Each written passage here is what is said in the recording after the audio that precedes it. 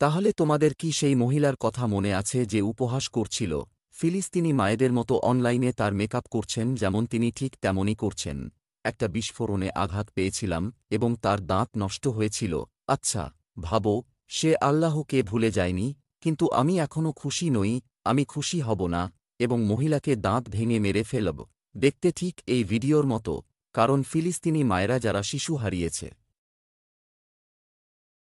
শিশুরা যারা স্বাস্থ্যসেবা পেতে পারেনি, যারা সঠিক স্বাস্থ্যবিধি মেনে চলতে পারেনি, কেউ কেউ ওষুধ পায়নি, কেউ খাবার দিতে পারেনি, যারা আশ্রয় খুঁজে পায়নি, যারা কোনো বাংকার পায়নি লুকানোর জন্য, তখন তোমরা সবাই ক্রমাগত তাদের আক্রমণ করছিলে।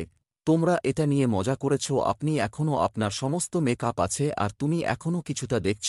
এই ছবিতে শালীন আমি খুশি হবে যখন তুমি এই ছবির মতো দেখাবে।